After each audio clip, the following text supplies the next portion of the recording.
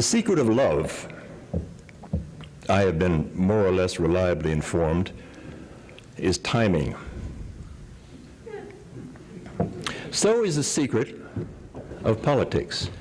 And I don't have to reliably inform you about that. I can tell you about that. On Monday, the President of the United States presented his budget for 1986. On Tuesday, it turned out in the papers, which we all read, that the protruding nub of this budget was the defense budget. $31.2 billion extra.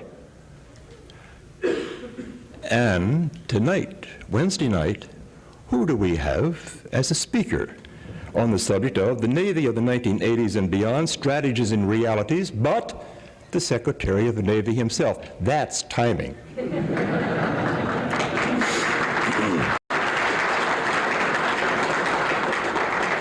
Mr. Secretary, you're probably a great lover, too.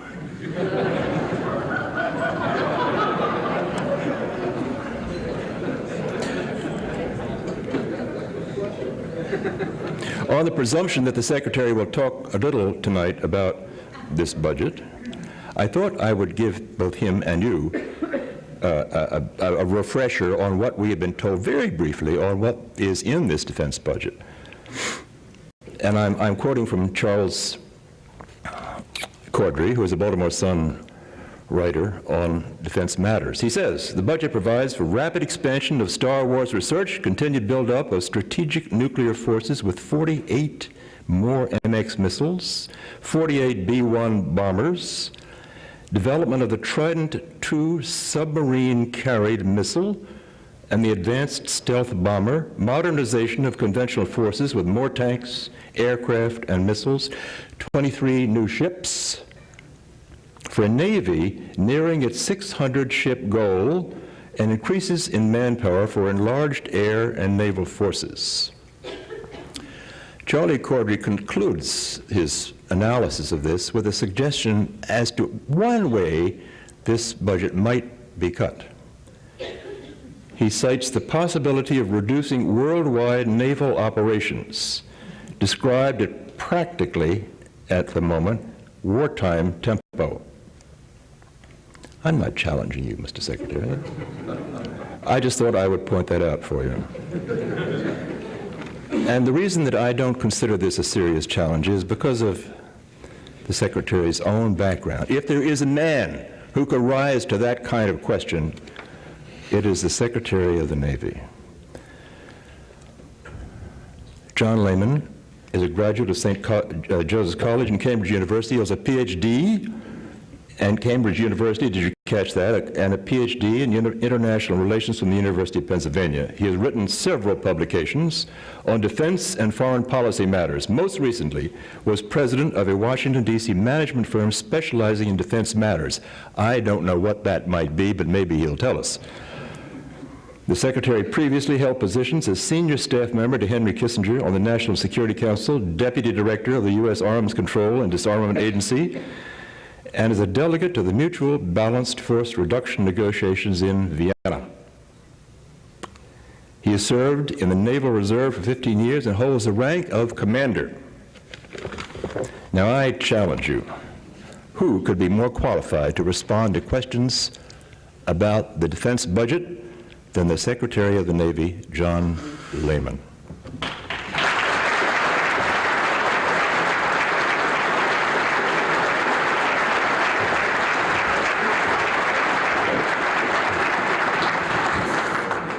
Well, thank you very much for those very kind words, particularly the ones before your introduction. I can see I'll have to come back to Baltimore more often. In fact, I know I'll be coming back to Baltimore more often now that Helen Bentley is in Congress, because as many of you may know, I tried very hard to hire Helen as my undersecretary 4 years ago. I was just sworn in 4 years ago yesterday, and I tried to get her to come with the Navy as undersecretary, but she was determined to go the elective route and to represent so many of you in Congress. And now I hear from her about every 3 days, sometimes every day. And most of what I find out about what is going on in my ship repair contracting, I learned from Helen. But it is a real pleasure to be here, and to be here tonight is a special challenge because I know you all want to go home and hear what the President has to say after all of the punditing that has been going on his budget. So I'll try not to keep you very long, and I'll try to leave most of my time to hear your questions and see if we can respond to some of them. I got a lesson in this last Christmas. I had my 3 children over to the Naval Academy for the Christmas service, and as you know, it's very hard to keep children of that age, 8 and 5, and 2 years quiet in a church service, and my 8-year-old started tugging as we got into about the second hour of the lesson, and tried to calm her down or to quiet her down, and she said, "Daddy, what are those pretty windows up there?" And as you know, in the Naval Academy, I'm sure you've all been there, they have some of the most beautiful stained glass windows in the country. And I said, "Now hush, Sasha, those windows were put there in memory of those who died in service." And she said, "Was that this Christmas service or last Christmas service?" So I'll try to keep the body count low tonight so that you can get to your televisions. But I've got a lot to talk about, and please excuse me if I tend to go too fast, because I really want to cover quite a few things so that I can give you a few targets to shoot at in the question and answer periods. The President sent his budget up on Monday, and it contains a continuation of a major turnaround in the defense posture of this country. To understand how momentous the turnaround has been, it is essential to look backwards a little bit. Because of the Watergate and post-Vietnam period, the 70s for the military was a period of really unprecedented unilateral disarmament. We cut our fleet in half during the 70s. We dropped from 950 to 479 ships, halved the aircraft carrier force from 24 to 12, and all of the other services suffered the same kind of reduction. It was called the Vietnam dividend.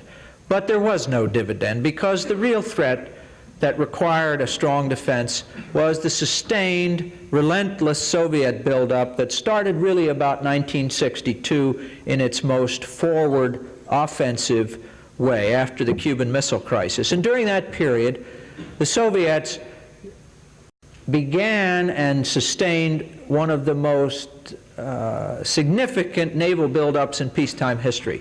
They now have a blue water navy of some 1,700 ships, counting only those ships that are comparable to our own, and our fleet is currently today at 530. Of course, their buildup was sustained. It wasn't a wild buildup. It was about 4% real growth every year for the last 22 years. And now we're seeing the effects of that. Many were predicting it during the 70s, but now they're here. You've all seen the headlines in the last year about the so-called bump in the night when our Kitty Hawk carrier ran into a Soviet Victor submarine. Well, it wasn't a surprise to us, even though it got a lot of publicity, because we now have Soviet nuclear attack subs in all of our exercises. In fact, in our NATO exercise just last spring in the Norwegian Sea, we had 12 Soviet submarines participating with us throughout the entire exercise. I remember the first time that we had a major flap in the Pentagon just 4 years ago this month, right after I was sworn in. The problem was that we had a Soviet Victor submarine come down the U.S. coast for the first time ever within about 200 miles of the coast. That was really big news. Well, today, 4 years later, we have an average of 3 to 4 subs always stationed permanently on station just off our major naval ports. And that's significant because just to remember as a benchmark, I'm going to try to put this down a little bit because there's some people over there I'm not seeing very well.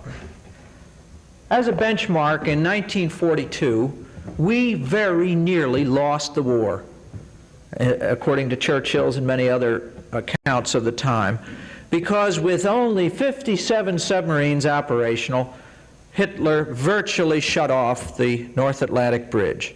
If you look at a map of the sinkings in 1942, it is virtually a black carpet from the Gulf of Mexico through the Caribbean and across the Atlantic of ships filled with the tanks and the guns and the supplies that would have ended World War II 2 years earlier had they got across, but they didn't.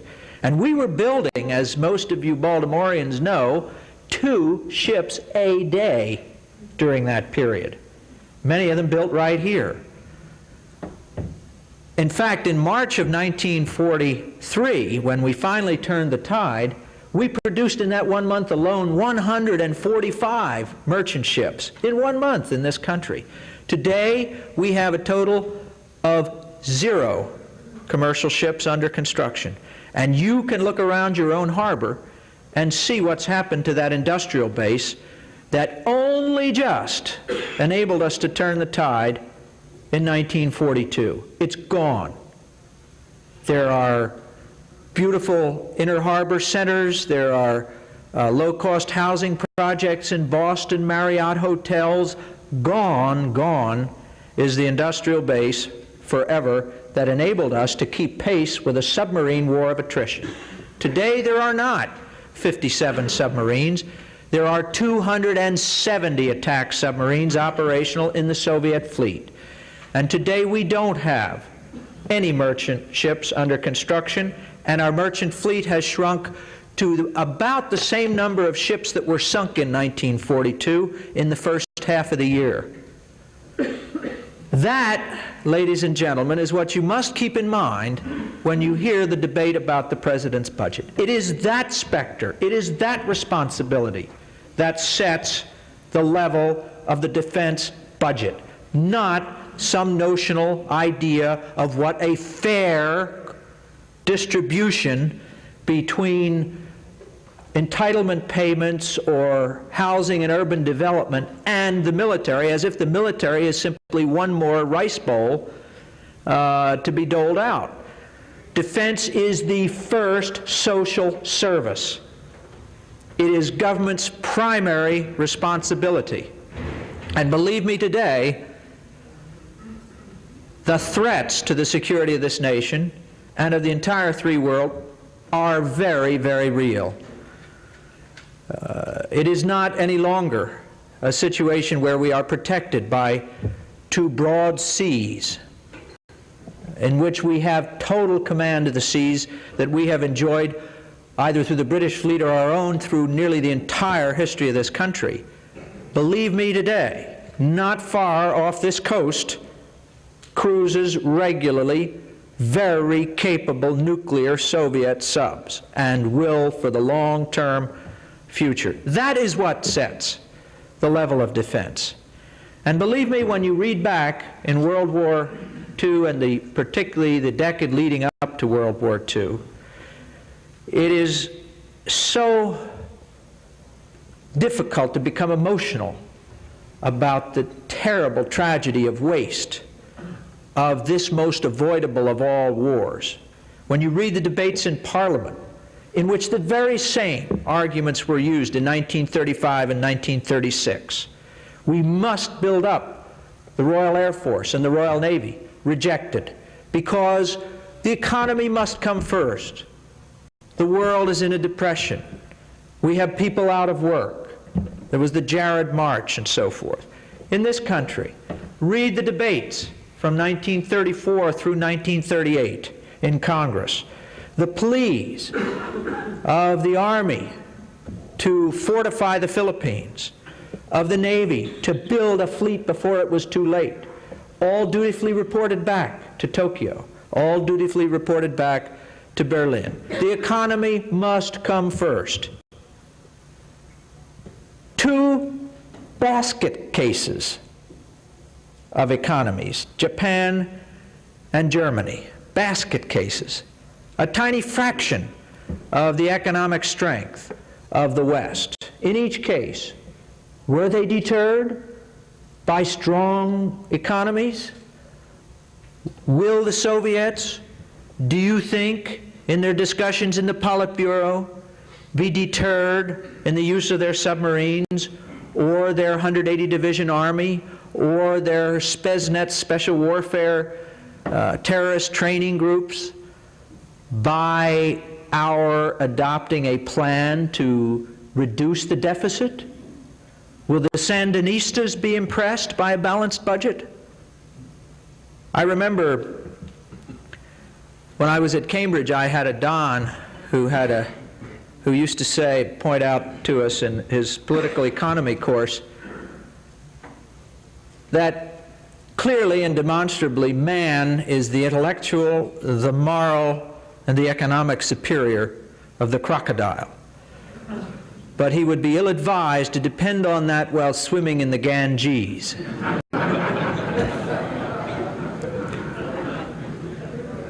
$60 million people died in World War II. 60 million people. We spent 40% of our GNP on that war during each of the last 4 years of that war. 40%. Fully half of our national debt today is a direct result of the unpaid bills of World War II, the compounding unpaid interest on that war debt that was never paid. And so the worst of all economies, the falsest economy, is to risk not having enough to deter, to tell the Navy that we must, because of some notional latest trendy theory on what deficit reductions mean to interest rates, cut our production from 4 submarines a year while the Soviets build 10, down to 2 or 1 as we had in the 70s. And that is the effect.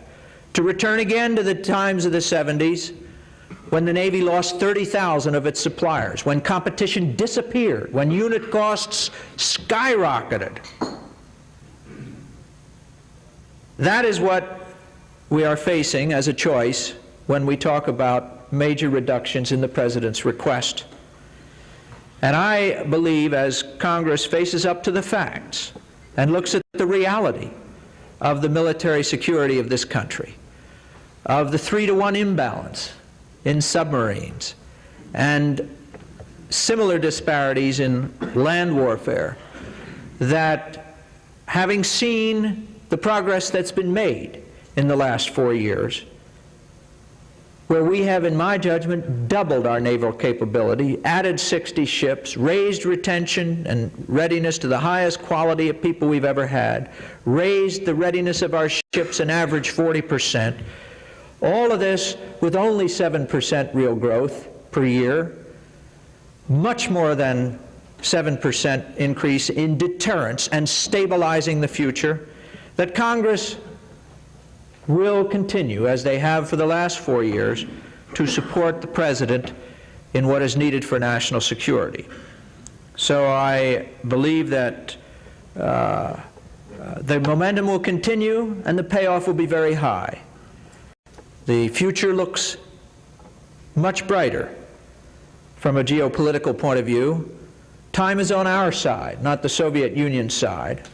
And if we continue this measured momentum, there is no doubt in my mind, perilous though the future may be, that it will look much better than it did 10 years ago. So on that note, let me close and thank you for your attention, and I'd be happy to take your questions. Thank you very much.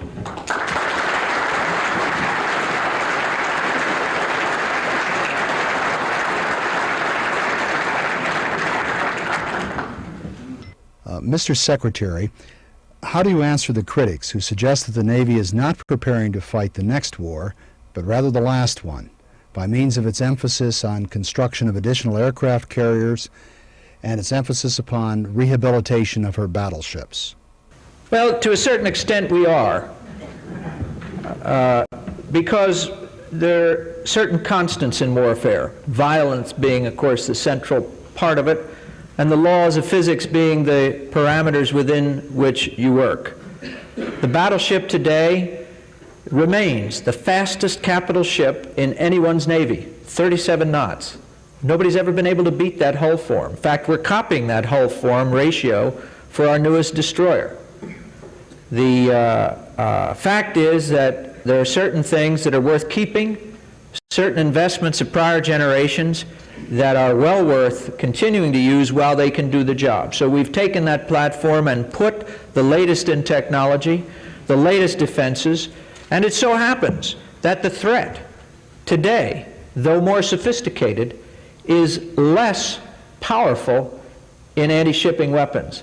In Okinawa, we faced 2,000 cruise missiles during that battle, kamikazes, smarter guidance systems than anything the Soviets have on their cruise missiles, and much greater explosive power when they hit. We lost 4 destroyers a day to those cruise missiles. We lost 100 ships, were write-offs in that battle, but we won the battle. You're going to take hits in a war.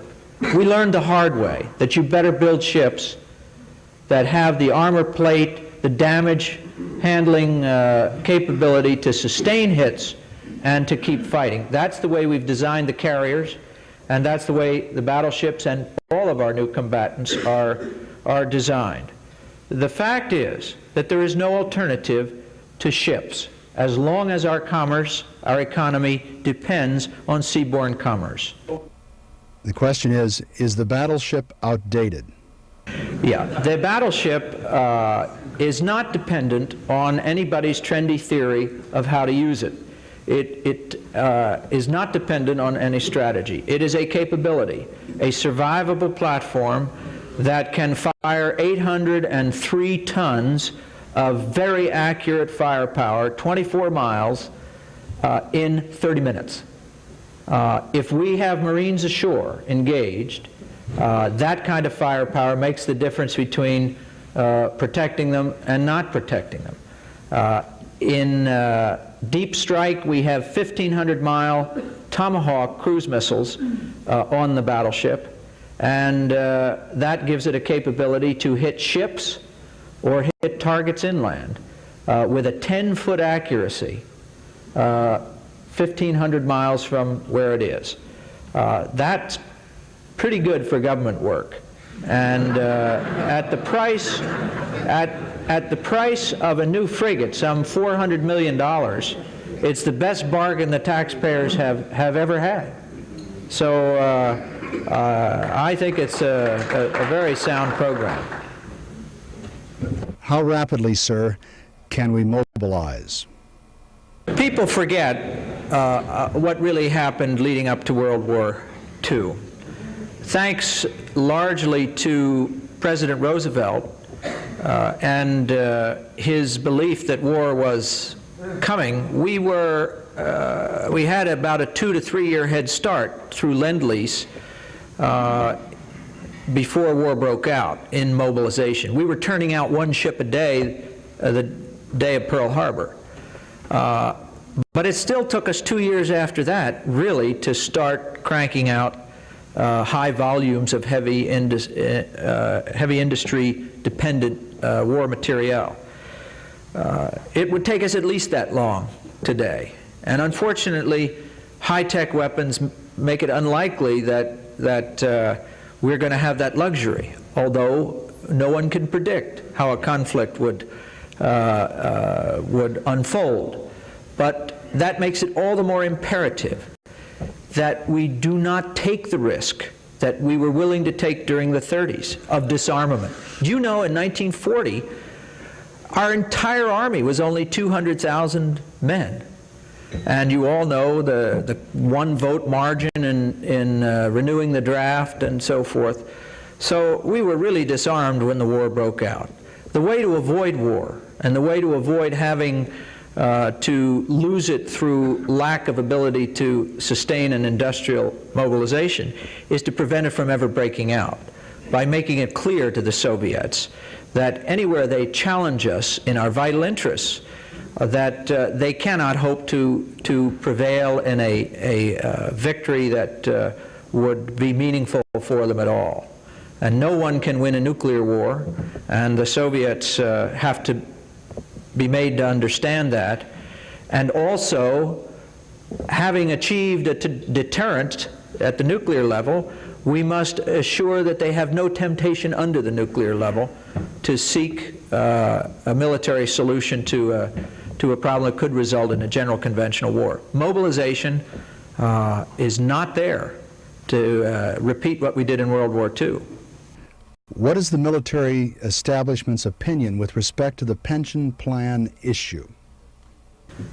Out of about a $313 billion budget this year, $17 billion roughly is the pre-funding, because we're now on an actuarial basis, pre-funding of the pension liability involved. In the Navy's case, the Navy and Marine Corps, personnel costs counting pension and pay amounts to about 22% of our budget. And as for Mr. Stockman's remarks, they were ill-advised, and he has since apologized for them, because I'm sure he never intended to impugn the motivation of our service personnel. But there are many people that have been given that impression that somehow it is a gravy train. It is not a gravy train.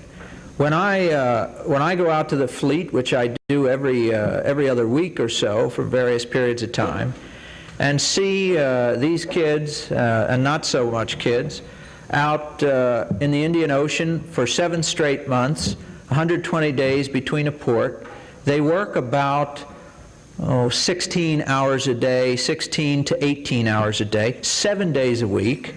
They all pasted over their little bunk spaces, and they're 4-tiered high, are the pictures of their little kids, or their daughter that just got braces on, which he can't afford, but he's borrowing money for.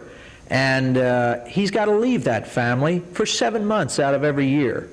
And he, in a 20-year career, the first 20 years, he'll spend 14 years with his wife bringing up that family for 7 months out of every year of those 14. And anybody who thinks that that wife and those children and that sailor doesn't deserve half of his base pay after 20 years simply doesn't know what they're talking about.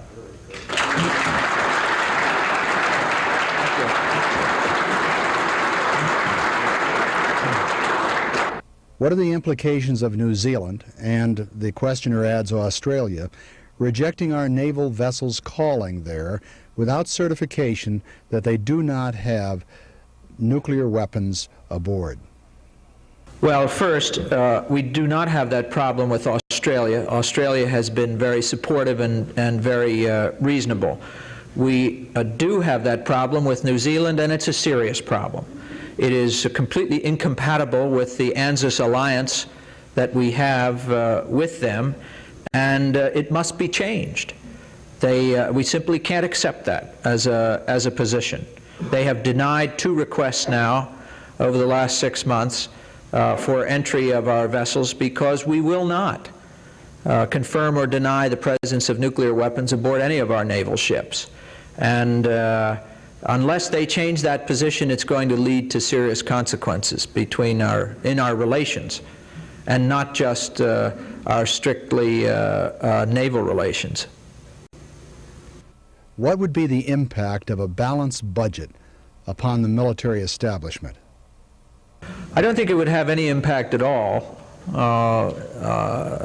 I think if there is the political will and strength in Congress to pass such an amendment, it becomes unnecessary, because then they can simply rein in the spending and match revenues over time with the outflow. You will see, as this year's debate goes on, the brave barroom talk of freezes in military spending disappear, because the people, when they have to come to vote, have to face up to the real intelligence, not the polemic commentary that some have, that it's all $400 hammers and $600 toilets, that it's real. It is a real threat. The money goes for real things and real capability that keep the peace. So I predict quite confidently that you will see very real growth in this budget at the end of the legislative calendar, and you would if we had a balanced budget amendment and if the budget had to be balanced this year, because defense must come first. The question is, does the administration have any plan for turning around the situation of no growth in our merchant fleet? Well, the Navy has put more into merchant hulls in the last 4 years than in all the years stretching back to World War II before that. As Mrs. Bentley announced and played no small role in getting, the 5 ro-ros that are going to be done at Beth Sparrow's Point are a good example of the way we're trying to stretch the dollars by taking advantage of the world market and modifying ships, merchant ships, to our so that they can be very useful for our mobilization base. We have built and caused to be built through our build and charter program a great many ships over the last 4 years, great many merchant type fleets, the TAKX, the modifications of the TAKXRs, the T5 tankers, and so on. But that's not enough to save the industry. And one of the problems with the maritime industry in this country has been that they've been unable to get their 3 legs to support one platform. And they've tended to cancel one another out, the unions, the operators, and the builders, in having their voice heard in Congress. And that's been a shame, because we need a congressional, national maritime policy. Of course, I think the underlying problem is one with the nature of the world economy, which is by no means in the maritime field a free market. There are all sorts of hidden subsidies, of predatory financing, and real protectionism, which somehow our laws do not adequately deal with. You know, when the United Kingdom can offer for sale a container ship for some $30 million, while our best yard costs well over $100 million for the same ship, you cannot say that this is free market play. And similarly, in the cartels that operate on the major shipping lanes. So we need to deal with that, but we first need to get the industry to get together and to agree on a common set of initiatives that need to be supported. There's one question or one aspect of the current discussion of the defense budget which confuses me very much, the questioner asks, namely, that it represents at its present level a smaller segment of the gross national product and the overall budget than was the case 20 years ago. Why is there so much discussion of the size of the budget today? Well, there has been a major shift, as you rightly point out. In President Kennedy's budgets and President Eisenhower's budget, the defense budget took about 8 to 9% of the gross national product. President Reagan's budget calls for roughly between 6 and 7% of the GNP. The ratio of entitlements is what has absolutely skyrocketed in the federal budget. In President Kennedy's last budget, defense made up about 45% of all expenditures, and the domestic programs, exclusive of servicing of the debt and so forth, made up about 25% of the budget. Today, the ratio is reversed, and entitlements and domestic spending makes up for well over half of the budget, and defense makes up about 27% of the budget. All that has taken place since President Kennedy's last year. So you're right. We are not proposing a level that has not been normal in stable peacetime economic situations. We are not proposing, and the President has not carried out, an arms race. We are less than half of the rate of GNP that the Soviets have been sustaining, and we're well below what President Kennedy thought was normal and President Eisenhower thought was normal. Why does the public emphasize the problem of defense spending when indeed there is a decline?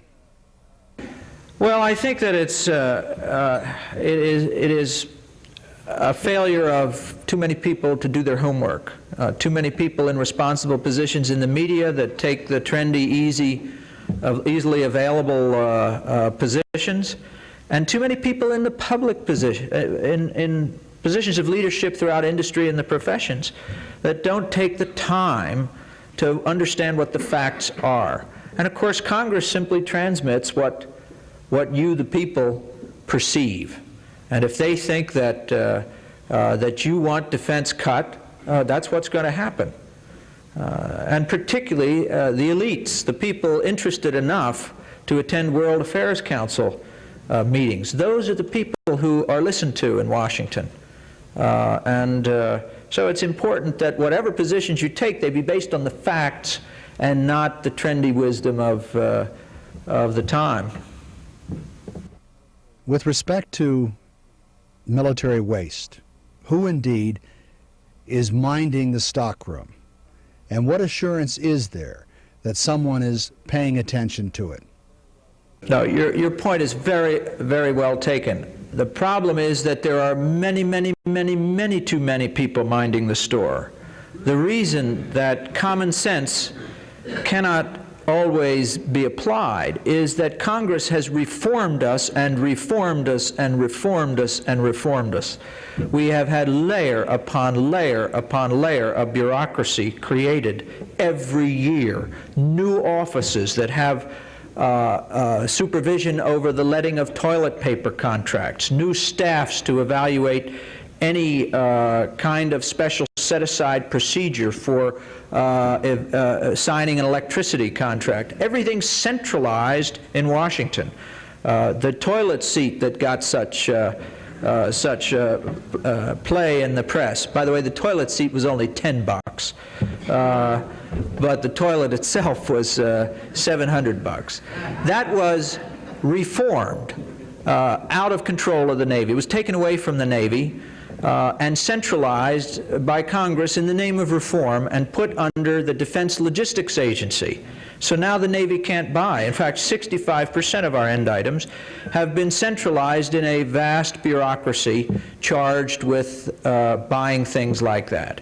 And what we are trying to do in the Navy and in the Defense Department at large, what Cap Weinberger has done, his tremendous contribution, has to push accountability back into the system to connect cause and effect with human beings.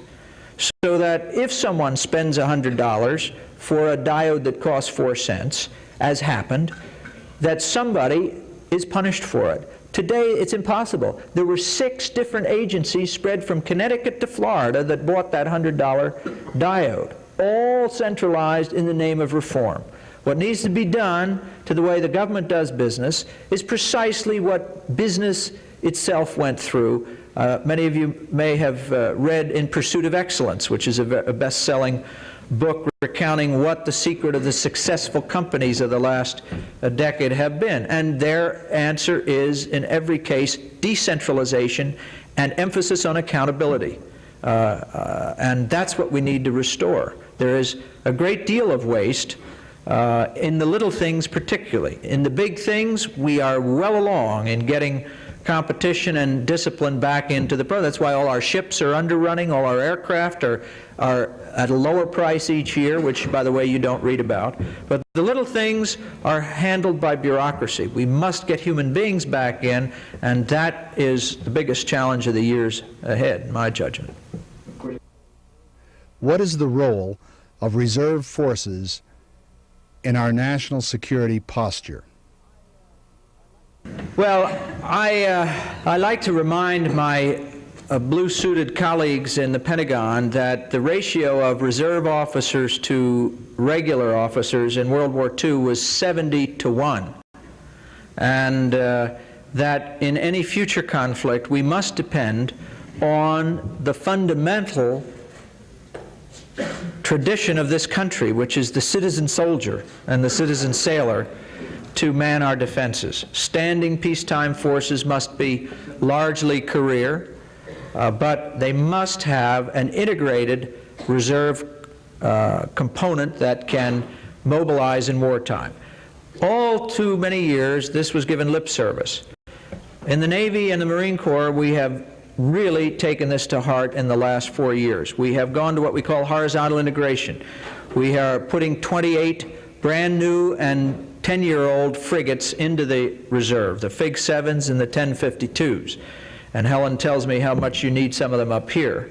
But also we put 2 brand new, fully equipped tactical carrier wings into the force structure and taken out regular active duty forces. We are putting brand new F-14s and F-18s and A-6s into the reserves. Fully a third of our anti-submarine missions in peacetime are carried out by selected reserve squadrons. When the battleship New Jersey was off Beirut, we sent over nearly 500 reservists on 3-week active duty tours to relieve the crew so that the crew could come home during their year-long deployment for 3 weeks of home leave. That is how we're using the reserves in peacetime. In wartime, they are much stronger to mobilize and augment the force immediately. We've grown in the last 4 years the Naval Reserve from 70,000 to 120,000, and we're continuing to grow them at a rate of about 15,000 a year. What, sir, is the Russian naval strategy, and what are its purposes? The Soviets have pursued one of the most sensible naval strategies in history. They have accurately perceived the disabilities that the Lord has imposed on them in geography. They have no warm water ports, as every high school geography student knows. They have all of their major naval bases behind very disadvantageous choke points. And so they feel very much the vulnerability to naval warfare. And they have built first a navy to defend themselves. But then we saw, beginning in the 60s, a move well beyond that into a new kind of a navy, and accompanied by a new doctrine promulgated by Admiral Gorshkov, which was now, having established the naval defenses of the Soviet homeland, to take advantage of the vulnerabilities of the West. And the fact that, unlike the Soviets and its allies, tied together by landlines, all its resources, its trading partners, and its military allies are linked by land, the Free World Alliance is linked by sea. We are totally dependent on the seas. So they have built a navy over the last 20 years designed to cut our lifelines, to be able to interdict our vulnerabilities. It is no accident that the major investment in Cuba in terms of military hardware is not the brigade that got so much press attention some years ago, but their naval interdiction force. The fact that they have 3 brand new diesel subs, the fact that they've got new Coney frigates, that they've got over 100 new torpedo and cruise missile boats, that they've got 600 interdiction aircraft. All of our logistics, 85% of all of the Army's logistics must pass through either the Straits of Florida or the Straits of Yucatan. The Soviets know it. They're building a force to plug it. They are deploying their submarines and have built at the rate of an average 10 subs a year because they know how vulnerable we are. They want to cut our lifelines in times of crisis, cut us off from the Middle East oil, prevent trade with the Pacific and our Atlantic trading partners, and sever the Atlantic Bridge. They've come a long way. They have the capability, seriously, to carry out some of those missions. Would you comment on the significance of South Africa with respect to our strategic stockpiling? No.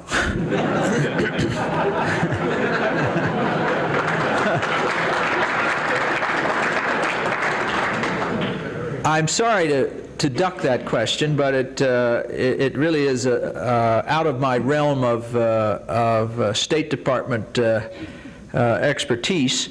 Let me comment only on the issue of strategic minerals themselves.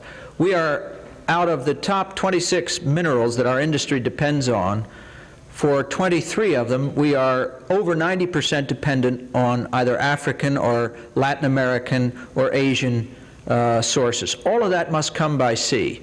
It is a real dependency. And of course, Southern Africa is one of the richest sources of things like cobalt and chrome and so forth. But it is a general worldwide dependency. To lose access to any of those major areas is a serious concern. And so we view with alarm the destabilization of many of the areas in the world where our resources come from. Is our Navy capable of keeping the Persian Gulf open? Well, the first responsibility of keeping the Persian Gulf open is the Persian Gulf states themselves, the United Arab Emirates and Saudi and Oman, and that is why we have spent so much effort in training them, why we've equipped them, and why we've encouraged them to take up the burden of their own defense. They have done so, I think, very well in the last year.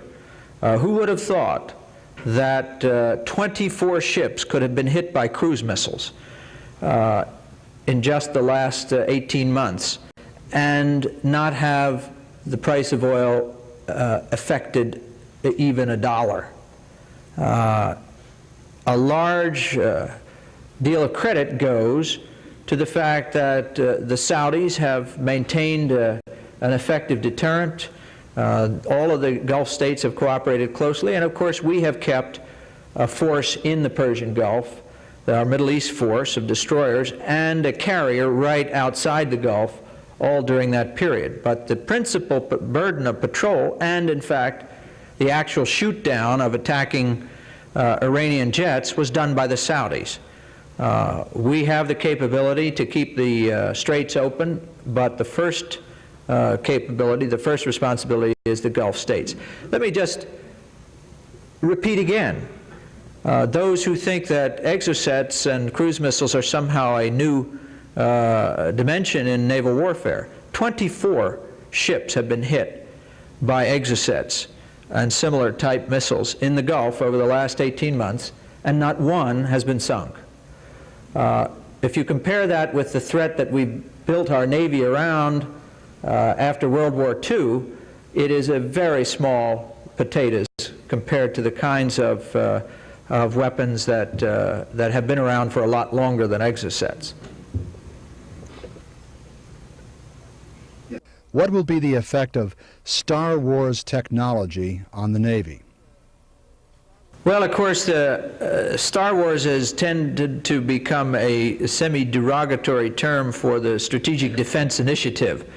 The Defense Initiative is a very, very great step forward in national policy. As the President put it, far better to direct our investment in strategic weapons to defending our people rather than avenging them. And that is why he has not sought to build ever more warheads and bigger bangs for the buck.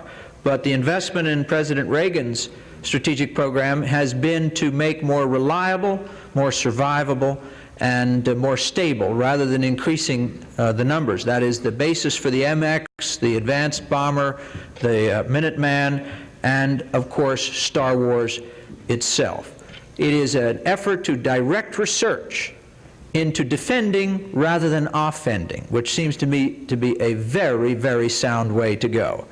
And you don't have to achieve, as the critics try to make out, 100% impenetrable defense in order to have that kind of a defensive system contribute a great deal to stabilization. Even if you are only able to attrit, say, 30% of an attacking force.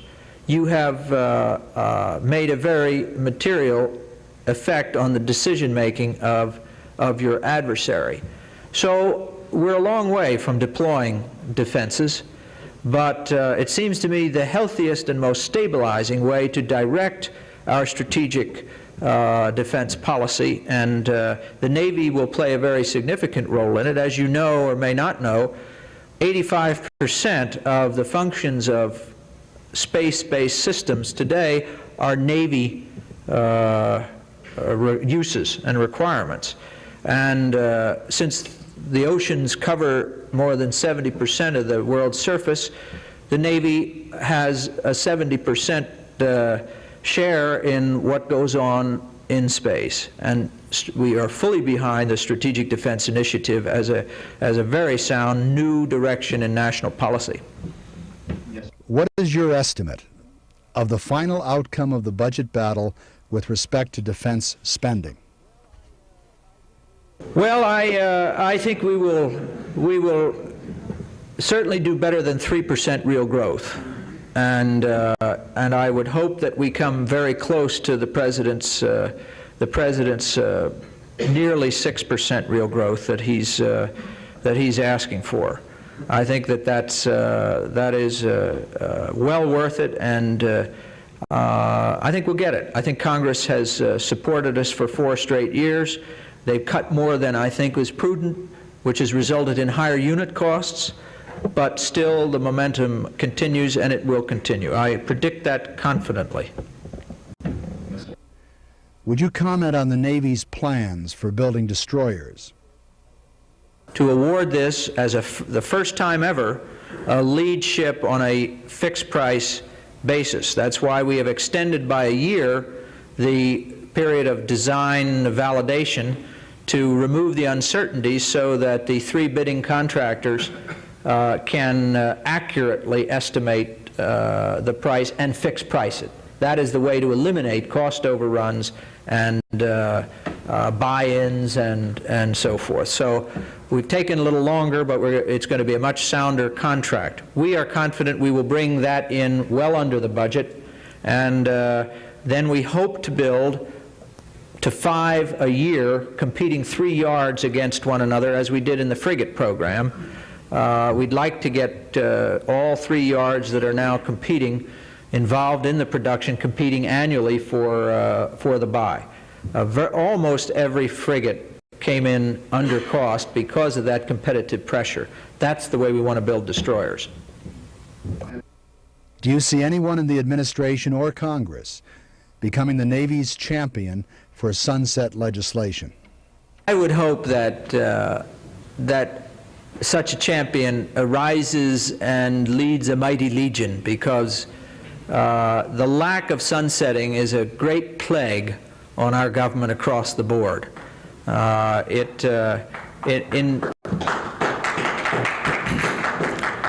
In some parliamentary systems like the UK, about every 7 years they have a law reform which sweeps all of the old off. We never have that.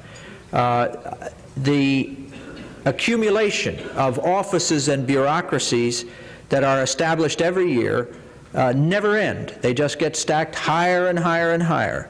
And that legislation requires even your housewife that you put in charge of my bases to go to 25 different bureaus to get approval to buy her Glad or her Charmin. And that is what raises the cost of everything. All done by Congress, nothing sunsetted, and what is done in the Pentagon simply is more visible because we buy so much more, but it's repeated in every government agency, and until we start sunsetting, we are fast approaching gridlock. Thank you.